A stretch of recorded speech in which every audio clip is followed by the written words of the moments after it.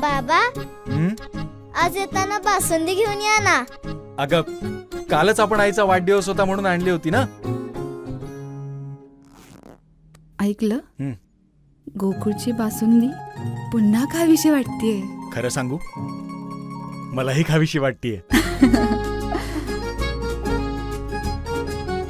पुन्हा पुन्हा खावीशी वाटणारी गोकुळ बासुंदी.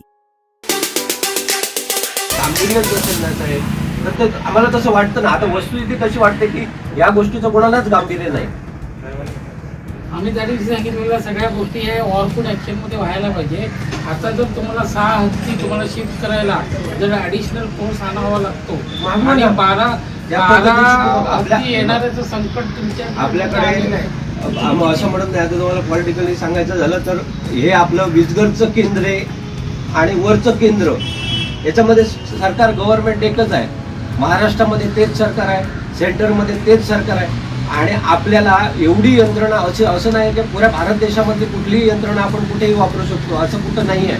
फक्त त्या स्टेटची परवानगी देणं आवश्यक आहे. हे आम्ही आता सांगायला पाहिजेत का या सगळ्या गोष्टी. इथून आता तुम्हाला कुमक जर पाहिजे असेल तर आसामसारख्या ठिकाणावरून माऊत वगैरे तुम्ही आणू शकता, त्यांना पिटाळून लावण्यासाठी. ते तरी करू शकता. ठीक आहे, तुम्हाला कोर्टाने असं तर सांगितलं नाही की तुम्ही हत्ती पकड मोहीम राबवू नका म्हणून. त्याला हत्ती पकड मोहीम राबवून त्याला योग्य अधिवासात सोडा असं त्यांचं पण नाही कोर्टाचं. बरोबर ना. तुम्हाला फक्त ते वनतारामध्ये सोडू नका असं त्यांचं कोर्टाचं म्हणणं आहे. वनतारामध्ये न सोडता तुम्ही अन्य पर्याय निवडा. त्यांना कुठं सोडायचं ते तुम्ही ठरवा, त्याचा ॲक्शन प्लॅन तयार करा. आणि हे गरजेचं आहे साहेब.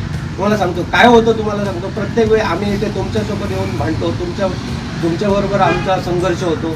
वरिष्ठ अधिकाऱ्यांकडे बिंदाच असतात, त्यांना काय त्याचं देणं घेणं नाही असं वाटतं आम्हाला. त्याच्यामध्ये येऊ देत त्यांना, आल्यानंतर आपण बाकी सगळ्या गोष्टी बोलू. तुम्ही जसं कळवा त्यांना.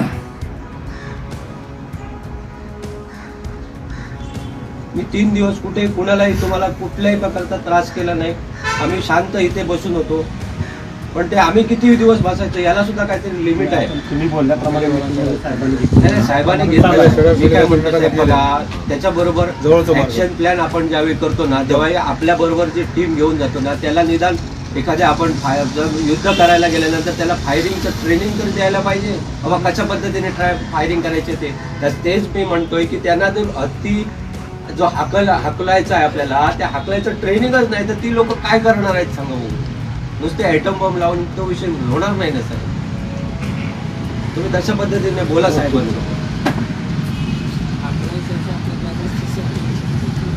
आपण आपलं जागा आणलं ना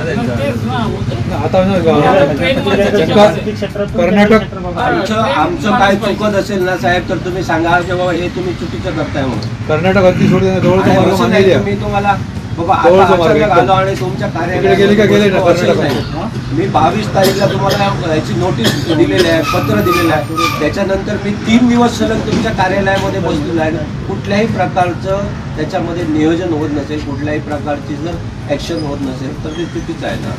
प्रवीणजी, आज आपलं 4थ्या दिवशी ठिय्या आंदोलन सुरू आहे आणि कार्यालयाच्या बाहेर सुरू आहे आणि कार्यालय बंद दिसतं. नेमकं कारण काय आहे आज कार्यालय बंदचं?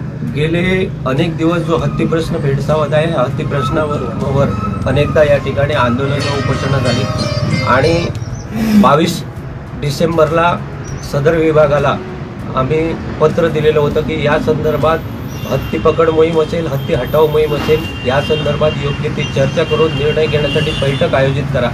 शेतकरी जे आज देशोडीला लागलेले आहेत, ज्यांचं नुकसान झालं आहे, त्यांच्या शेती बांधावर जाऊन प्रत्यक्ष शेतकऱ्यांची भेट घ्या, त्यांच्या समस्या जाणून घ्या, अशा प्रकारची सूचना त्यांना पत्र त्या ठिकाणी दिलेलं होतं.